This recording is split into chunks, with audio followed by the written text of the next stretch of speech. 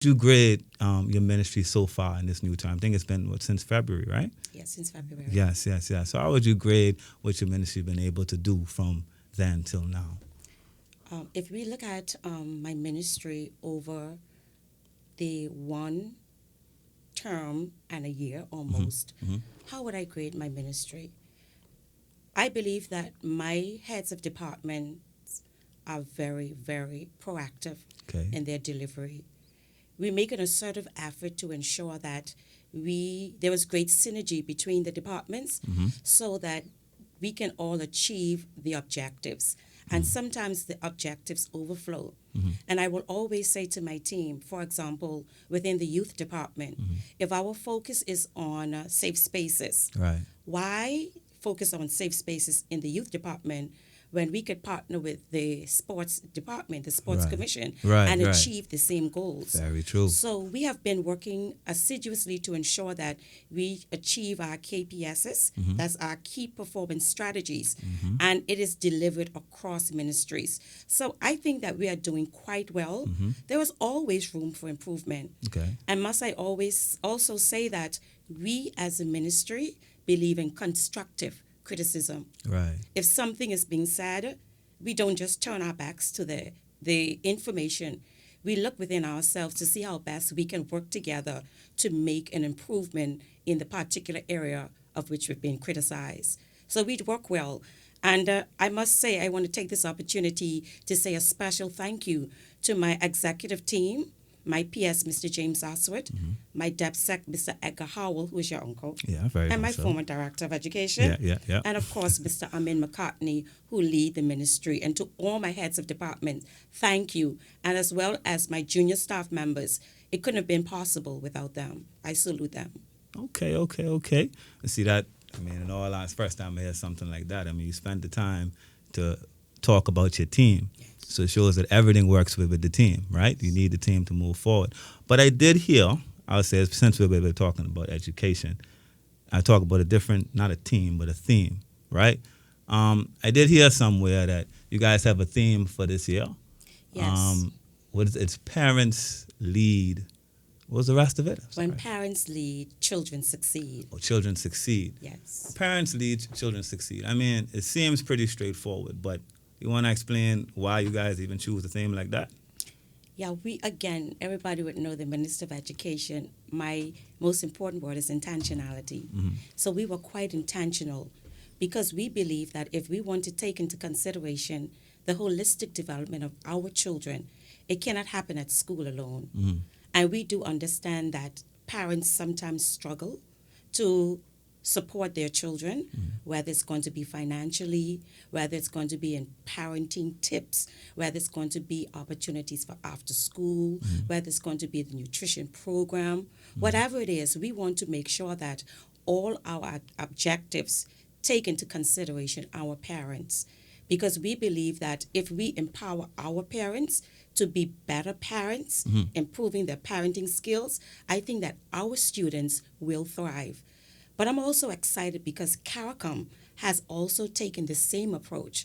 So on a Monday of next week, myself, along with the Director of Education, and two of our parents will be traveling to Barbados. Really? And the theme is around transformational education, transforming education around the region with a focus on parenting, building PTAs, regional PTAs, and how can we come together? Because the challenge is not just in the Turks and Caicos, it's a regional, and I can guarantee you it's an international challenge.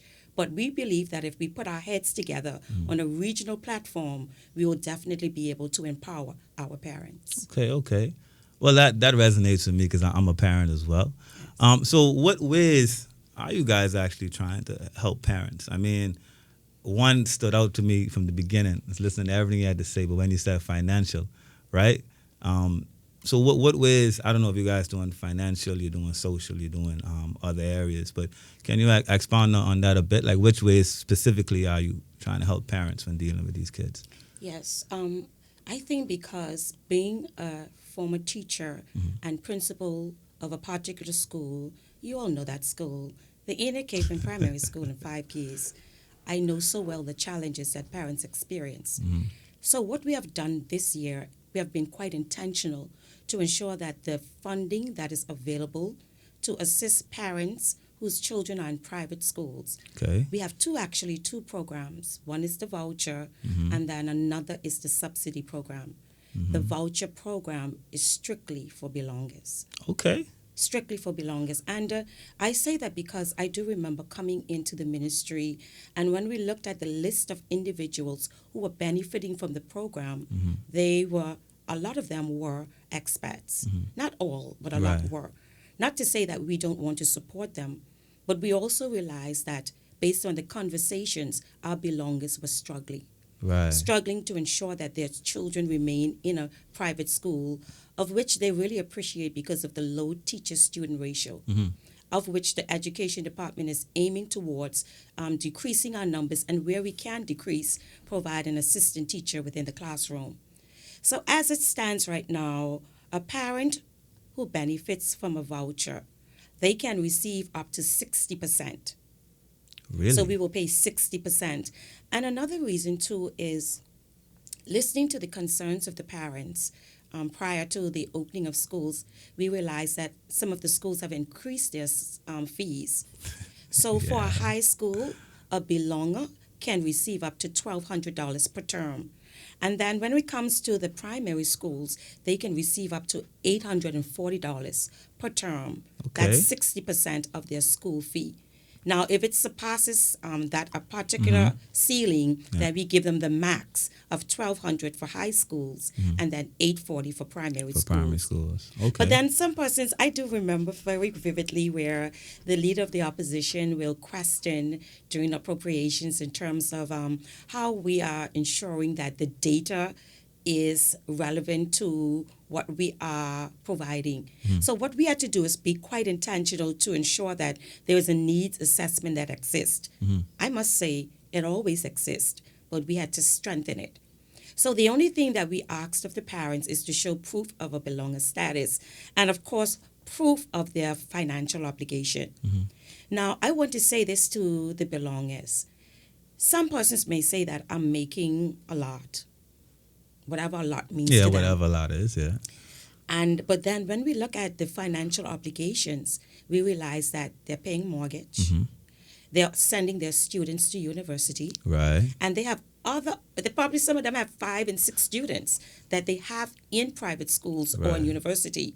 So therefore, not because you're making a certain amount of money, it means that you should not apply. Because I'll be honest with you, I honestly thought that there was a ceiling to it. Like I've heard about this before, right?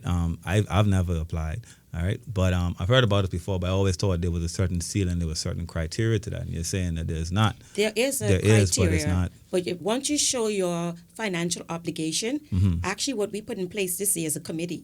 Okay. So the committee will evaluate, assess it, Right. and then they would see if you do qualify based on what your financial obligations are, and Okay. then you deemed qualified.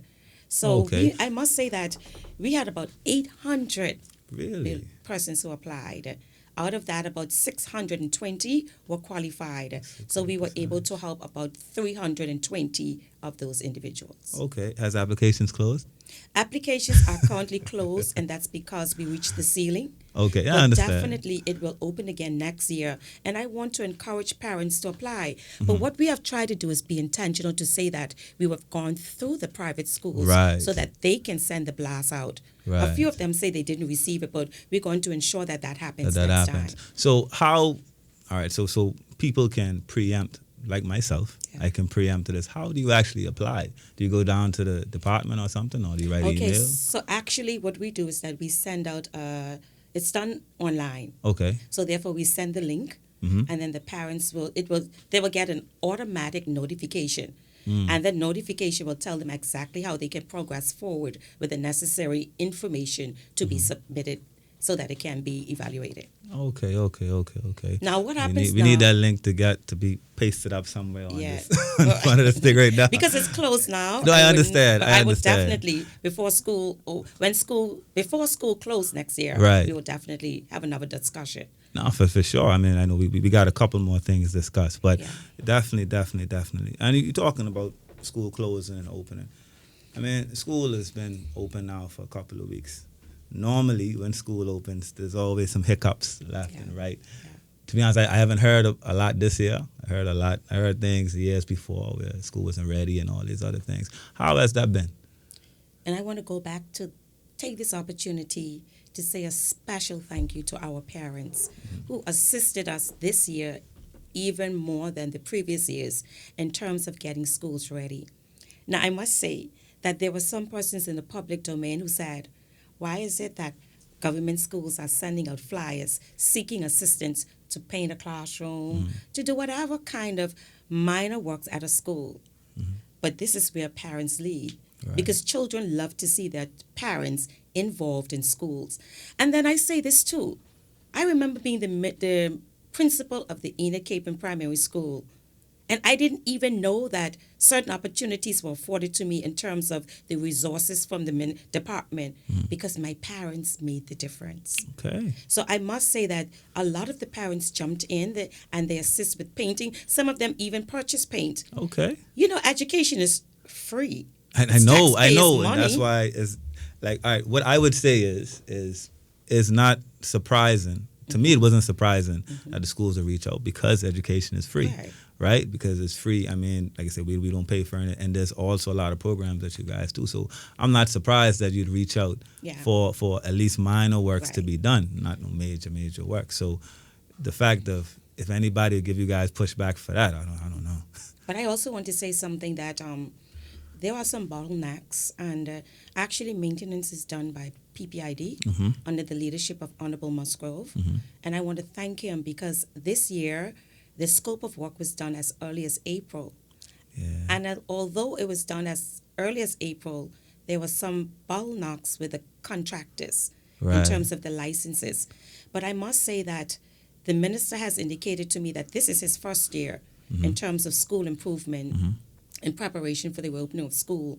So already he has met with his team to chart the way forward, looking at opportunities for continuous maintenance of schools rather than waiting until the end of the year. Yeah. So we would know that that will mean they will need an increase in the budget to accommodate such an initiative, which I think is a great one. Because if we have continuous maintenance throughout the year, there would be no need for last minute. Very true. Right, Very maintenance true. of our schools. Very true. Yeah, because a lot of people, that's a lot of people's gripe. It's kind of like, Yes. okay, why are we waiting until school open to just That's try and right. paint the school? Yeah. You know, the kids going to school and things aren't together. Like, what's really the issue? Yes. But I also think people don't realize how expensive it is to really run a school. It is expensive maintenance. So Yeah. I do understand that. So going forward then, so you say going forward, I guess you're gonna be looking at it differently. Yeah, differently. What else can you see you guys be looking at differently going forward in the school year? In the school year, in terms of maintenance? Yeah, well, in terms, like I say, in terms of maintenance, in terms of the actual, in terms of what the student's life is, you know what I mean? It's a lot. Yeah, There's a lot moving forward in this it's a lot year. moving forward. Yeah. Yes, because as I mentioned, we are doing a lot. Mhm. And one thing we really want to do is we want to focus on, like I mentioned, how can we provide opportunities to upskill and retool our teachers so that they are better able to deliver in the classrooms. Right. So therefore, we are being quite intentional about ensuring that whatever is offered is what the teachers need, rather than us mandating from the ministry and department what the training should be. Spoken like a true teacher. Right. So that's what we are focusing on. And another thing too, if we realize in our classrooms there are students with mixed abilities. So we have been quite intentional to partner with the Turks and Caicos Islands Community College. So they are offering a course in differentiated learning Really? so that teachers can now provide the individualized learning for different levels of abilities within the classrooms. Okay. Sometimes it may mean individual plans, and sometimes it may mean group planning, depending on what the need is. Now, I love the idea around that because I believe in an environment that is quite inclusive. Right. So therefore, there are children with varying needs within our classrooms, inclusive of special needs. Now, we believe that if we upskill and retool our teachers, they will become more competent in the classroom using the various strategies to bridge the gaps that currently exist. Right. So that's a big change for us, because what happens is that sometimes we would have like a one-off workshop, 2 Right. days, 3 days. Right. Right. So the teachers want to receive some certification in the particular area. So that is a great change for us. So in you terms brought of the up, methodology. but you said something just now. You brought up special needs, right? Now Yes. it's always been sort of a loose term used, around the country and everything. What is your department doing? And I heard you said about helping teachers retool and understand how to deal with people with special needs.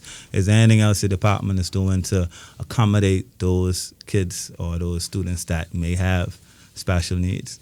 Yes. Oh, yes. We are doing so much.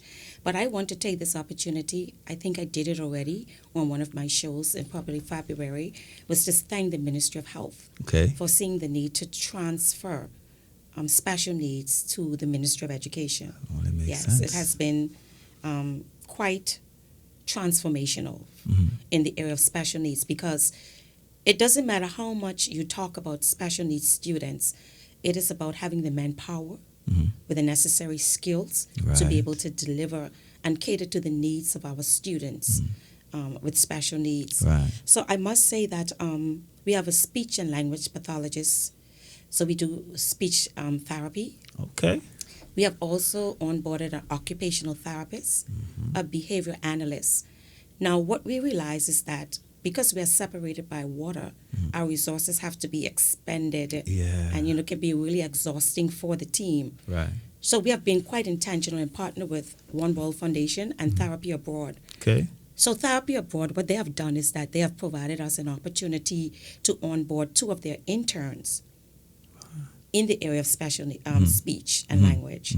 So now we have deployed them on the island of Grand Turk. Okay. So they currently are stationed at Una Clinton in Grand Turk, but they provide services for all our students on that Okay. island, Okay. as well as on the island of South Caicos, because Grand Turk, South Caicos, and Salt Key, they are Zone 1. Right. And then the specialist on Providenciales takes into consideration Zone 2, which is Providenciales, North and Middle Caicos. North and Middle Caicos. So that's what we have been doing. But we also have much assessments taking place. Okay. I must make note that based on the data, because we are becoming a very data-driven ministry. So we have recognized that we have about 450 students in our database, and that's across the country. Okay. Students in school as well as students out of school. Right. And currently, based on our database, we only have about 10 students seeking space in one of our schools, One of his. Okay. especially the SNAP Center. Okay. So we have assessments taking place.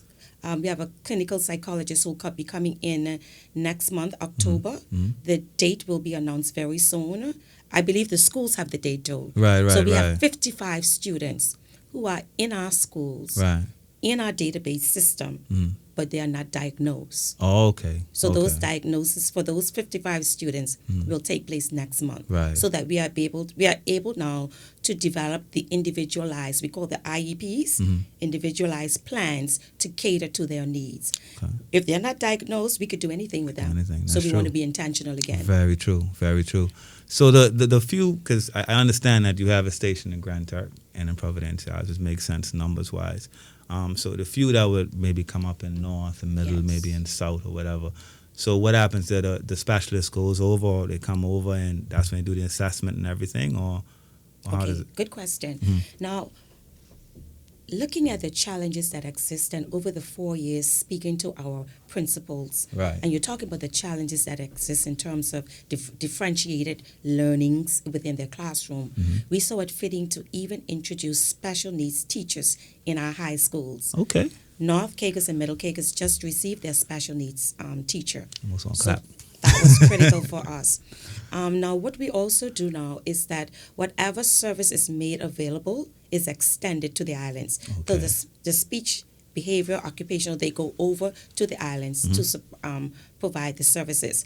And when it comes to assessments, that is also taken into consideration. We actually bring the students down from Grand Turk, Okay. South Caicos, and Providenciales. We have budget for that. So we Oh. bring them down for the necessary assessments. And if at any particular time the numbers are large, we take the clinicians there. Okay. Yes. Okay. But I That's- also want to that's say good that know. I do remember there was a time when SNAP Center Yes. had a stigma. Right. And at that time, when I first received SNAP, it was 11 students. Today we have 31. And then we had 2 Wow. teachers.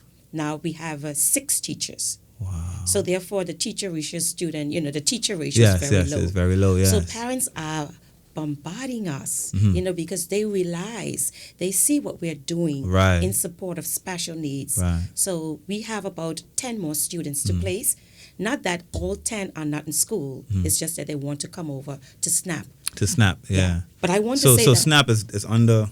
yes, our Okay, ministry okay. is actually under the Department of Special Needs Services, Right. led by Dr. Anya Malcolm Okay. Gibbs. Okay. Right. Okay. So we No, are, it's. I'll say this straight. It's amazing because I know for me growing up, there wasn't really a lot of Right. resources there for anybody in special needs. Like you Yeah. had to come up through the regular classes and Yes. figure it out how you figure it out. Right. But that's great to know that you guys thought about it so much and has been able to put in the resources for that. yeah, but that does not say that the challenges. I know the challenge is aren't still there. Yeah. But we are making efforts, and we will continue. Actually, I said to the directors that She's preparing an information paper to be presented to cabinet Right. so they can see the strides that we have been able to make thus Okay. far, and to understand that additional funding is needing for us to cater to the needs of all, because we want to be as inclusive as possible. As possible. Yeah, no, I agree with that. I agree with that. While we're talking about that, it's another thing I heard about. There's a couple of things I hear about. I just need a little bit of clarity on this early start program, right? Mm-hmm. I heard about. I'm not absolutely sure what it's about. Can you please explain that for me a second, please? Yes, thank you for that. Now, another thing we talk about when parents lead, children succeed, Mhm. and we talk about what are we going to do Right. to empower them to be able to lead. Right. So another initiative that we have embarked upon is the Early Start. Now, this is actually taken into consideration, and I want parents to listen attentively to this. Those cohorts of children from 0 to 3. Right. What we have done is that I remember, according to our manifesto, it talks about leveraging partnerships with the private sector. Mhm. So what we have done is that instead of opening our own daycare centers at this stage, we have decided to partner with the private sector. Okay. And we have also passed our early childhood policy just 2 weeks ago. Really? And it takes into consideration ensuring that we provide opportunities for early stimulation. Mhm. And that takes into consideration those cohorts. But parents, you have to understand that if a child is going to be 4 years old within that year, Mhm. that child cannot benefit from the daycare program. Mhm. You can now benefit from the voucher program or transition into a government K1 class, which Okay. is the daycare, This the is- early childhood Yeah. class, the beginning. So we have been able to, actually at the initial stage, it was 100% free. Right. But as we notice that the numbers begin to increase, it is 75%. So let us say the daycare is $100 a month. Right. We pay $75. The Okay. parents pay $25. Okay. That is empowering our parents. So therefore, we have encouraged them as much as possible to register. And again, we were intentional to ensure that it's for belongers only. So, question: are these specific daycares? Do you have certain daycares that you partner with and everything, and then those are daycares that you send your kids to and everything? Or, No, it's up to the parents. Oh, it's You up to the parent. it's up to Okay. the parents. You could choose any daycare that you Really? want. But the key thing is that they have to be registered with the Okay. Department of Education. And what we also realize is that some of them are below our standards. Mhm. So we have recently passed the standards, the ECD, Early Childhood Development Standards. So therefore, we have given them timelines in which they have to bring themselves up to the standards, which are CARICOM standards, and as well as international standards, taking into consideration the ratio, the training of the daycare providers, as well as the caregivers Okay. at the daycare centers, as well as the facility. Okay. The facility must be up to par Up in to terms standard, of, yeah. yes, the standard and adhering to the standards. Even the exterior, in terms of looking at them in close proximity to the highway or to any That's street. totally right, Those right. things are taken into consideration. But what we have done is that we believe that if we want to talk about early stimulation, we have to ensure that these persons who deliver the service are certified. Now, we are partnering with the Turks and Caicos Islands Community College. I think I said that in my last show. So they are going to help us in terms of building out that program. So we are in the discussion stage, and we intend to partner with 2 of our regional institutions to deliver that program. Okay. So today, if I wanted to, or if I tell a family member, whatever, who has a young kid, that they want to, register for the daycare, they can do that tomorrow. They if could they do want that to. online on the if they go to www.gov.tc and it takes them to education, they will actually see the link. Oh, they'll see it right there. They will see the link is there. Oh, But what okay. we are always sharing our link Really? Always sharing our link. But what we could do is, I don't remember the link right now to take them directly there, but we Yeah. can definitely provide that for them. No, for sure, Yes. for sure. And we Because do I it through think our schools as you do well. have your schools well. Because I Yes. think that's some information it's probably out there, but maybe to those who might need it, say tomorrow. Oh, I think, wait, I'm thinking, wait, let me go. I think it's www.gov.tc/education/. Okay. Yeah, that's it. Okay, okay, Honorable. Okay, Honorable. You also mentioned partnering. As we talk about the daycare. You Yes. partnering with the private sector and other areas. Do you partner with the private sector when it comes to like other areas of education? I don't know if it's when it comes to scholarships or internships or any sort of development, within the youth space. Do you partner with does your department partner with a lot of private sector companies and NGOs and those people? Very good point. I love that. I totally believe in partnership. And they always call me the begging minister because when I beg, I get what I want. You get what you want. Even when I talk to the premier, they tell me I bully and I get what I want to. But I think we need to strengthen our partnerships with the private sector. But I must say that we have done the draft of the policy entitled Partners in Progress. Right. So it should be presented to cabinet by November, Okay. providing that opportunity for the partners to have greater involvement Right. within the schools and being intentional about what does the partnership look like. Yes. Yes. Because I do feel like but I do feel like the government, whoever, should hold a lot of these companies' feet to the fire. Yes. Because we're benefiting off of Turks Islanders, off of people working and everything. So you should be putting back into the youth, whether it's education based, whether it's youth based, whether it's sports based or whatever. They should have something every year where they're putting back into this pot, or at least you can see what they're doing. Because Yes. you can't just be benefiting from the country without putting anything back, and I think that's the best way to start. So that's why one of my questions really was your guys' partnership, really. But I totally believe in that. But as a government, we have to be intentional. That's very Because true. policies will make the difference. Mm-hmm. Because some people just don't have the don't take on their corporate responsibility. That's true. So therefore, you have to mandate it. So we are having discussions in relation to how that will look as a whole government approach rather than just the Ministry of Education. Right. But I just want to take this opportunity to say a special thank you to our partners in education who are there for us in spite of, and not just assisting one school but multiple schools. Right. Now, recently in my updates from my National Internship and Apprenticeship Program lead, I've been aware that the numbers have increased from 30 to 70. Okay. So we have 70 businesses out there now seeking an opportunity to onboard our interns and our apprentices.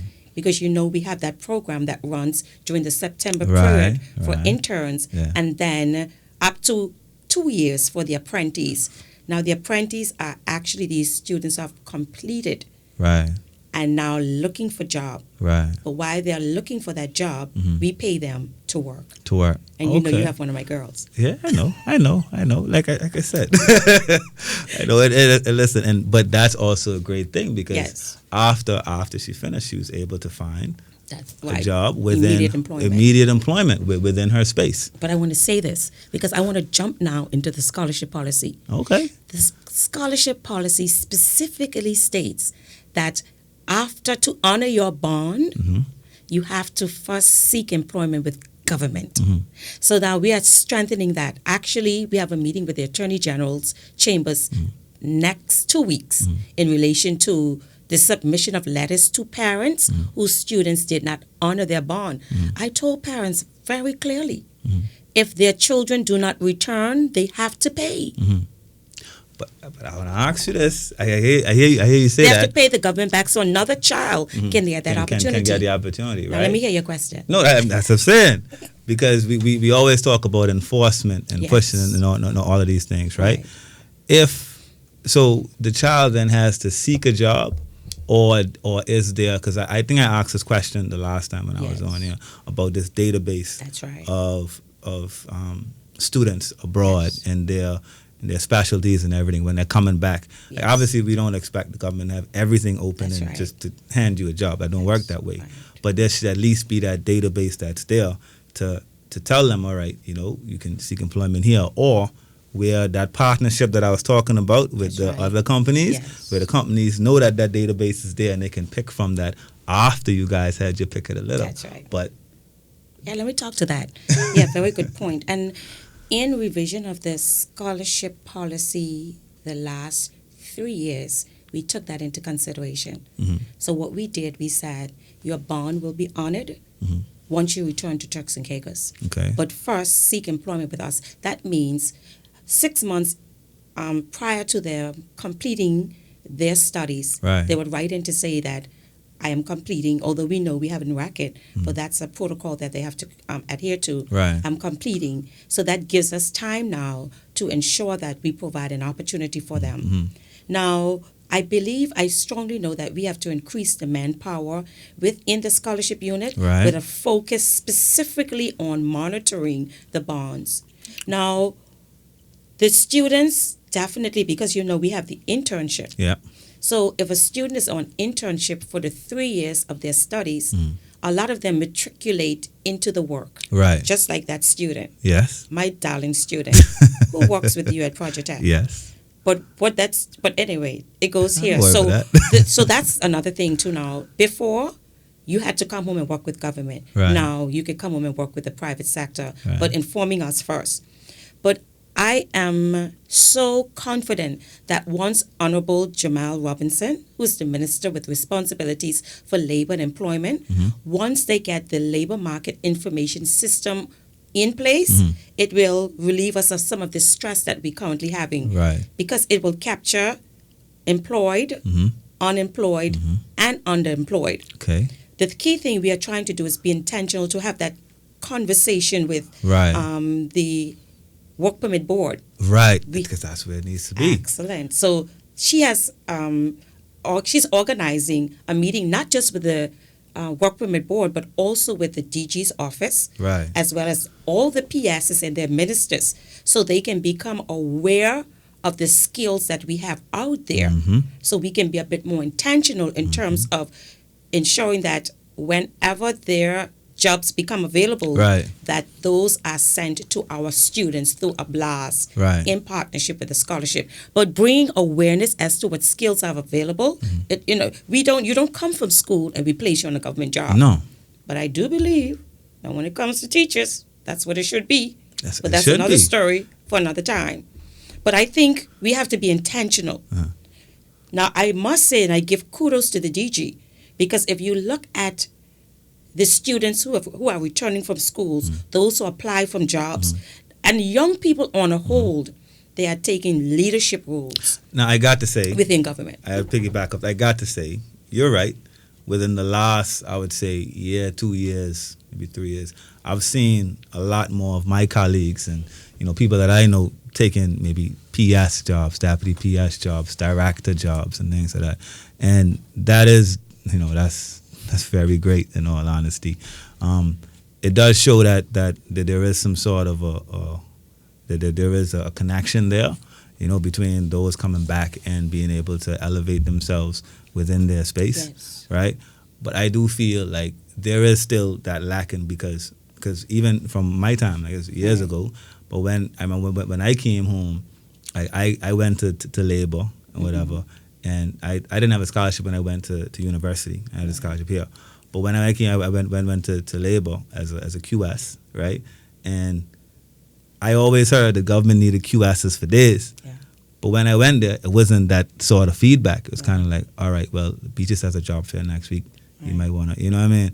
So it's sort of a personal question too, because Yes. I want to know that something else is happening, that there's a bit more that's going on, Yes. because, when a lot of these students come back, a lot of them don't know where to start looking, Yes, exactly. And that's why the internship program will bridge that gap. Mhm. So they get a lot of information preparing them for return home or Right. the completion of their studies. Right. But it still needs to be strengthened, but we are making great strides. And the key thing is ministries need to talk to each other. Very And I true. think we too, within the ministry, can do a better job in communicating to our other ministries so that we share the information in a timely Very manner. true. So we're working towards that. Because a lot of the feedback I get from young people in the Yes. space, people my age and younger, is that a lot of people are qualified, Yes. but either they don't get the opportunity, or then you get the people who stay in the way and say there's no opportunities here, which I don't believe, right? Yes. They say there's no opportunities here, and all these other things. Yeah. When in essence, a lot of times they just don't know where to look, Yes. right? Or the pathway isn't streamlined. That's excellent. Yes. So I feel like that's probably where it should go, where we have the pathway streamlined to where Yes. you come home Yes. and there's a place you can go Yes. to where it goes in the database. Yes. So if government doesn't have the space, then those who are in the private sector, Yes. before you send out your work permits, you have to go You have through that database. Exactly, yes. Right? Definitely. See- That's what the partnership will look like with labor and employment. Oh, Yes, that's definitely. great. I can't wait I to tell you, see the that. labor market information system will make a massive difference as well. I- But we I- have to continue to talk to each other Very and share true. information. Very true. Very true. But I very just true. want to say to our young people out there who are receiving government assistance, return home. The opportunities await you. And Yeah. I congratulate them, those who have returned. Yeah, no. I tell everybody Yeah. that home is where it's at. That's right. if we don't build home, who will? That's right. If we'll stay away and just complain about it, we can't do that. So And I think, too, we always talk about change, but our young people will be the change that we want to see. very true. Yeah. Very true. Very true. Very true. And this national internship and apprenticeship program, we're going to keep this going and For- expand it. And We currently have Well, $500,000. Okay. And we intend to. But let me tell you another initiative with the National Internship Program, and that's when we talked about the Early Childhood Development Policy. Now, incorporated in that is an opportunity for us to partner with the Turks and Caicos Islands Community College, onboarding 12 of the teachers who are currently in training to receive continuous internship. So finally, it's been approved. So we should see some sort of injection into our new spend so that we can Nice. onboard them. And what that would do in the classrooms, especially in the early childhood classrooms, where the numbers are 1 to 21, they'll now begin to see 2 teachers in the class. Some of them are already seeing it, but we want our standards to improve. right. Yes. Well, I was talking about needing when people come home, they need like a kind of straight pathway to figure out which way they're going, right? Yes. And I do believe that all of us, there are different ways to get to success, right?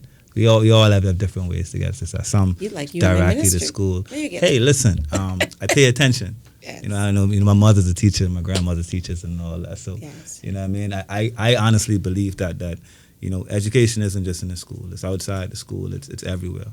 You know what I mean? So, what I would say is your government doing to ensure that all of these different pathways, towards education or towards success are being met by our people. Very, very, very good question. Actually, that's what we are looking at right now, to be able to roll out a pathway to success initiative across our schools. And that's primary, secondary, right up to tertiary education. Because the question is always posed, what does success look like for individual persons? What success may be for me, what success looks like for me may be different from you or for another student. So we have to ensure that we provide different avenues to success Okay. within our schools.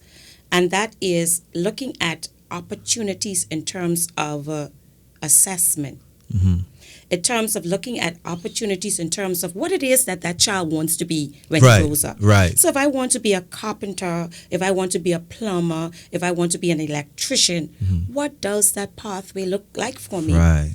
What does that pathway look like for a child who may not be academically inclined, where their focus is not on the sciences? Right. So therefore, we are looking at partnering with various universities within the region. I'm not going to call all now because that's going to be another discussion by itself. All right. Because we want to be able to also provide greater opportunities for internships within our schools Mm-hmm. early. Mm-hmm. So to help children figure out, is this Right, really right. what I want to do? Right. And from as early as third form, we are going to provide internship Okay. within our built intentionally in our curriculum. Okay. So therefore, if you want to take the pathway to academics, you go that way. Right. But at the same time, we have to provide interns for the academic students too. Right. Because currently what is existing is that the students who are more on the technical subject area pathway, Right. they are given more opportunities for internship. Right. And then those students who are on the academic pathway, not until they probably reach fifth form, they get that internship opportunities. So we just want to steer the children in the right path. And you know what I believe will happen? That will eliminate some of the social ills that exist. Okay. Sometimes students are reacting because they just don't understand. Right. We are not channeling them in the direction in which they want to go. Right. So that it leads to disruptive behaviors within the classroom. Right. And what happens to a disruptive child? They are Hey, I think totally we've seen ignored. it. So if you want, we're looking at opportunities for focusing on literacy, numeracy, civics, and financial literacy, and then the path in which the child wants to take in terms of its carpentry, whatever it is, whatever that skill is. Right. But we want to meet them where they are, harness that skill, and provide that opportunity for them to maximize that talent so that they can be able to take their rightful positions in this Turks and Caicos. So you will be hearing very soon from us in terms of the varying pathways that our students can take in our schools. Listen, I was listening to you just now, and that sounded so great, right? Sounds so, because you spoke about the financial literacy. That was a big one. Yeah. Because I was speaking to, because I was at the trade show Yes. thing on Monday, Right. and part of that conversation, I was having a couple of guys, and it was like, we need to start really teaching some financial literacy within the schools. So hearing you say that, like I said, I didn't ask you. Hearing you say that was actually awesome. Yes. And when you talk about students who may want to get into the technical areas or other areas, I can say one of, I'm in construction, and one of the biggest issues we have is that we don't have a lot of technically savvy, Yes. TI people. Let's be honest here. Yeah. You know what I mean? We don't have it. Like when you're talking about, electricians, plumbers, Yes. technically savvy masons, builders generally, we don't have a lot. You might think we do, but we really don't. Yeah. You And know? it has a lot to do in terms of what we offer in our schools. Yes. And I say to people a lot of times when they talk about TVET, technical vocational educational training, that is already infused into our is. programs because that's what CVQ is about. The Caribbean qualifications, Caribbean vocational qualification. It takes into consideration the technical subjects. But I said to them, we have to strengthen it. Yes. Now, I must say kudos to our CVQ teachers. They're doing a very good job because based on the last audit that we have, we are trending well in the Turks and Caicos. But we have to inject the necessary funding into our labs. So I can't just say, I just want to deliver a particular course. You have to have the manpower. Very true. And then you have to adhere to the CXC standards to be able to offer that program. So apart from just talking about it, we have to ensure that we look carefully at the national skills audit to see what the gap speaks to. Very true. And then offer those additional Additional courses course, yeah. within our schools. Do you think that we as a people, are really using TVET to its capability? I don't think we are. But another question is, can we do more I mean, in terms we of the delivery of TVET, even at our colleges? Now, I must say that this is a technologically advanced day and age, and we have to move with the technology because we have to ensure that our students are globally ready, globally prepared. So what TVET will look for us today will be different from the traditional TVET Very true. because No, because what I was going to say is because you hear the cries every day. People talk, we need a technical school, we need a technical school. And my rebuttal to them, would really be, we do have TVET. It is a section of the community college, but it is there, and it does teach you a lot. Because I can say they did reach out. You know, I'm a QS, and they did reach out to us to help them look at the curriculum and see areas that they can strengthen, and you know what's the current industry standards and the trends of everything. Right. So when they did it, I was really surprised, and I was actually kind of happy because I say, you know, it shows that they're looking forward and they're trying to be up to date with everything. So that's why I say, you know, everybody says that, but it's kind of there. It just needs to be built up on a bit more.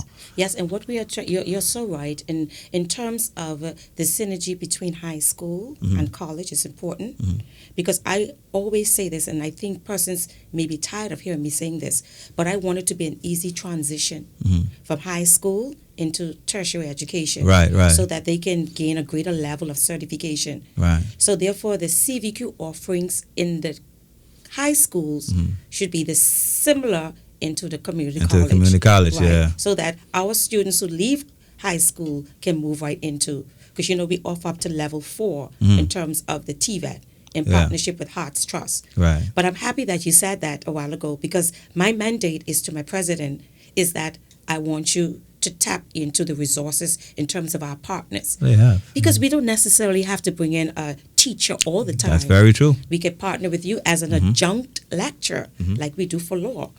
But what I want and what we are mandating, because we are reviewing our TVET policy, what we want is that our students to be more in the field. Right. So part of the curriculum review is going to take into consideration internship, where a certain portion of the students' learning will be theory and a portion will be practical when they go into the field.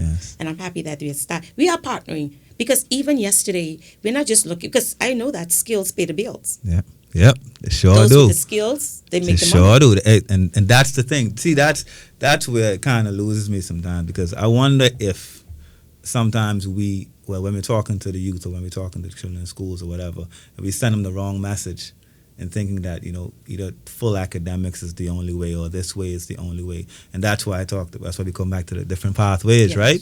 You know, I want to be sending the wrong message because, I mean, the technical guy's making some money. Those guys are doing well for themselves. You know what I mean? We need a cultural shift in the mindset in terms of what does CVQ means, what does TVET means. TVET means, it's like they have this connotation that TVET is for weak students. No, that's not true. No, not at all. I want, and that's why I was happy that you brought up the idea about pathways to success. What is it that what I want to be when I grow up, and how are we preparing that clear pathway to help those students to achieve their ultimate goal? Ultimate goals. Yeah. Question: because I remember this was, like I say, I was in school years ago. When I think they had a list of the careers or whatever that I guess was required or that's high demand in the country. Do we still do that and push that around the schools? That's when I talk about the national skills audit. Okay. And making sure that the programs we offer are in alignment with that. So, okay.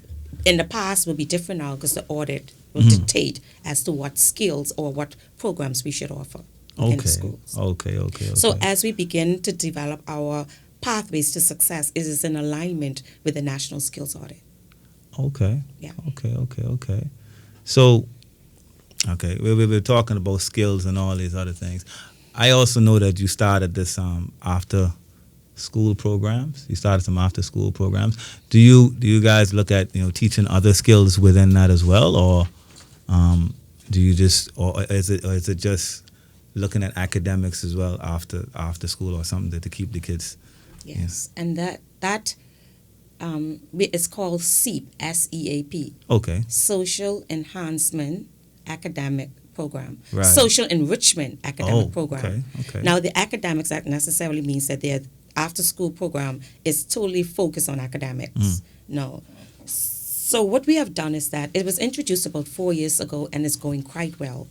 But what I was saying to my team is that we want to be quite intentional about the offerings. Intentional is the word, eh? That's the word. So we are strengthening it. And I want to take this opportunity to say thanks to our partners as well as our teachers who remain after school from Monday to Thursday in our government schools from 3 p.m. to 5.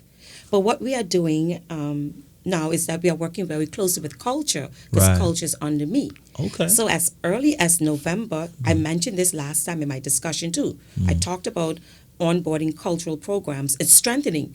So therefore, the cultural department is partnering with the ministry, the Department of Education. You see why I talk about Yeah, I see, the I see. synergy between? I see. And then so we are going to focus more on boat building, basket weaving, Okay. and massing. Really? Now, different schools. Can I join?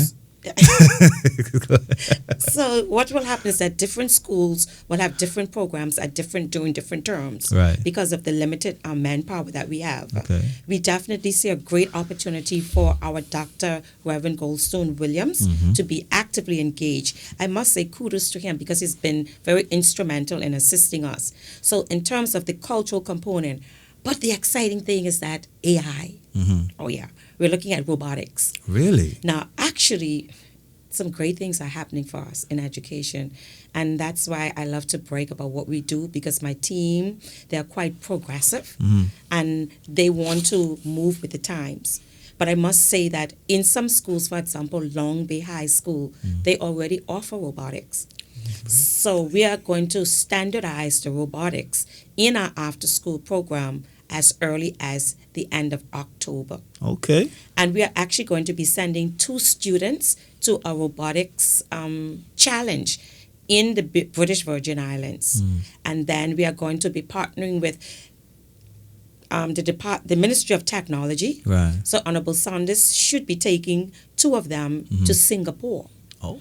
to see robotics live in action. So we are going to ensure that we build capacity Right. within our team to be able to deliver. So in talking with the team out of SynKids, what they have said to us is that instead of just offering it as a after-school program, we yeah. could also build capacity within the teachers to be able to deliver it as summer camps Yes. as well. Yes. It's going to cost, but we'll find the money. Hey, we have to.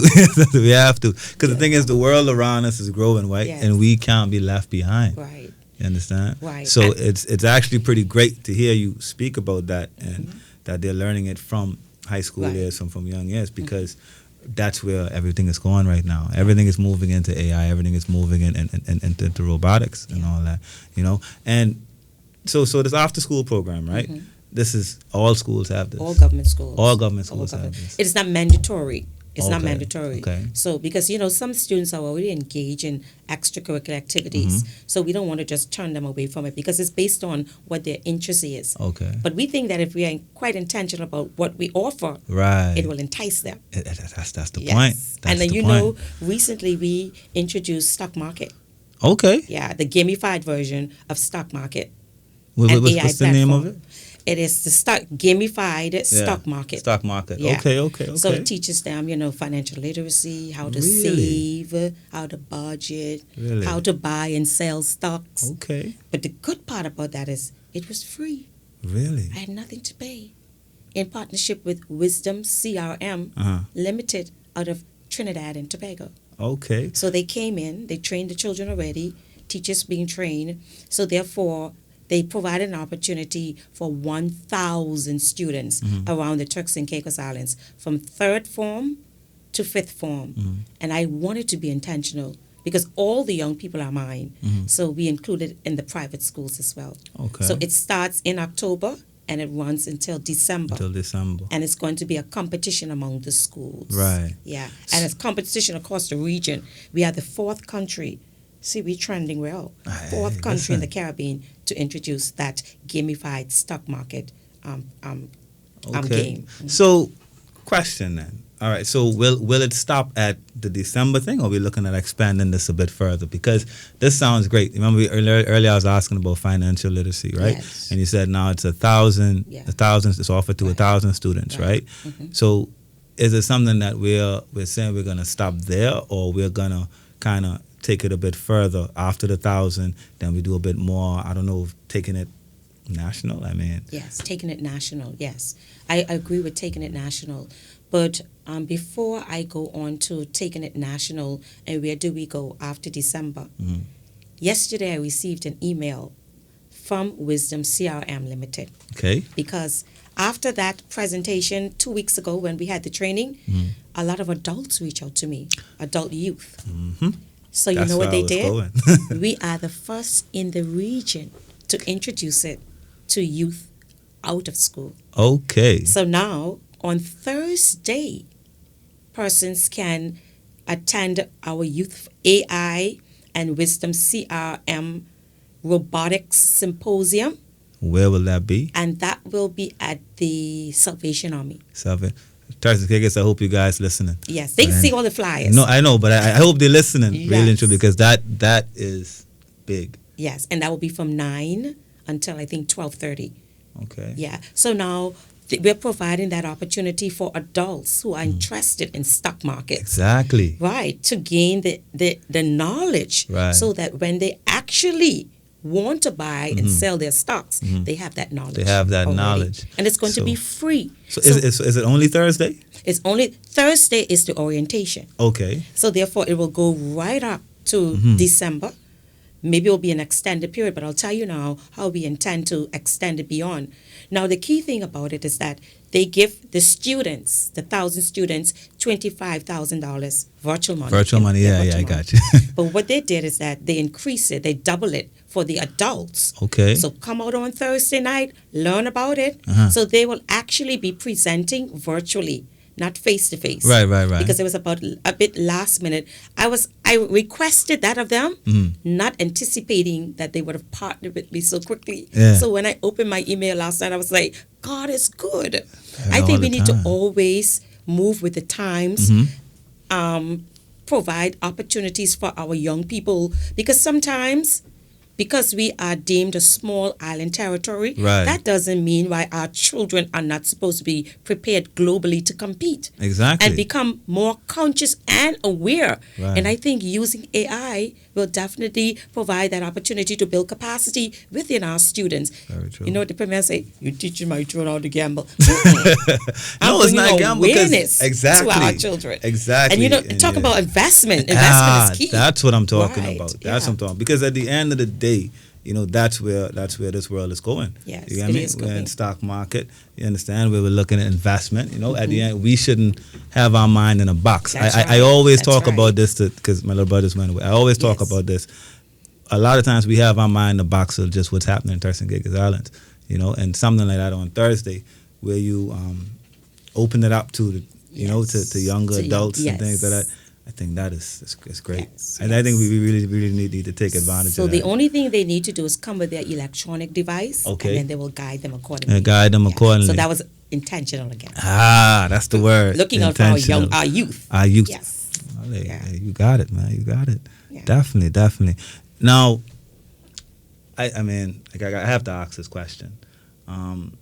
We talked about after school programs. We got into AI and everything, and we see what's happening in the country right now. You know what I mean? Where we have a crime has risen. We have a Yes. lot of at-risk youth right now and everything.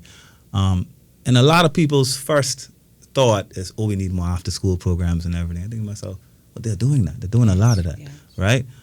First question is, do you think that these after-school programs are helping with at-risk youth or youth who may go down that path? And my next part is, what is your department doing to, you know, counteract with the trend that's been going on in the country? Yes. You know what I mean? With a lot of our young men and, I mean, some young women as well. You know what I mean? Yes. Can't just say that. Going down the path of crime and everything, and starting from a very young age. Very good question. And I think Turks and Caicos knows where my heart is when it comes to young people. And we will do all that we can with the understanding that change is not going to happen overnight. Very true. But the thing is that we have to appear to be a progressive government, a progressive ministry, and our programs will dictate that. I didn't say initiative. I said programs. Because initiative is a one-off. The programs that exist or that should exist must also be sustainable in its delivery. And we have to put the funding behind the programs to become sustainable. Very true. And sustainable only says long-term. Right. So in terms of what we are doing with the after-school programs, I said to my team, I'm responsible for policy. ensuring that the policies are in place to address the concerns. And then, of course, my team is responsible for implementation. Right. Now, you know, I'm a hands-on minister, so I don't mind getting my hands dirty. If I have to help my team to implement, I'll do that in the best interest of ensuring that our students are seizing the opportunities that exist. Right. And I say this to my schools, even with the after-school program, although I'm trying to be intentional with the incorporation of certain programs, they are responsible for the development of what their programs should look like after school. Right. Because it should be the children saying, I want this. Very true. I want Very this. true. And if they say, I want this, and we deliver this, they will be more attracted to it. And another thing I said, principals and vice principals and teachers must know their children. You must know the children who are going home to nobody. What happens? Intentionally register them. Right. Don't let the parents say, I didn't know, because it should have been your intentional efforts to register. Because a lot of times our parents, they return home after 5. We have a program in place to bridge that gap. Register them. We have a lot of at-risk youth out there. Be intentional. Get them involved, because a lot of times the statistics prove that we have a lot of unattached youth because they're not aligned to anything after school. So attach them to a program. To a program, yeah. And if they're not interested in the programs you offer, deliver it. Offer it. And if you can't offer it, find other programs within the communities. The Felix Morley Community Center, boxing, gym, aerobics, performing arts. You name it, it is offered at that facility. Register your children intentionally. So therefore, the Edward Gartland Youth Center programs, the sports complex programs. And you know what? Every time you turn on Instagram, you see programs after programs. But my challenge is sometimes it is at a cost, but we deliver it free. And I also want to encourage all those organizations out there to provide that safe space, that outlet, so that our young people can learn and that they can grow and thrive in environments that are conducive. The Ministry of Education can't do it alone. Sports can't do it alone. And that's why our theme is, where parents lead, children succeed. So we want our parents to put on that leadership role. Get involved. Know what is available and intentionally enroll your children in those programs. That is going to be critical for us.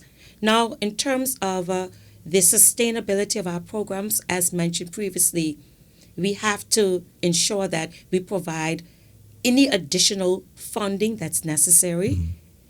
Ensure that we provide opportunities that addresses the needs of the children. But I want to say this. I'm so excited about youth today. And I'm excited because of the level of support that I'm receiving from Honorable Otis Morris Ministry under the Department of Rehabilitation. Exciting news coming soon.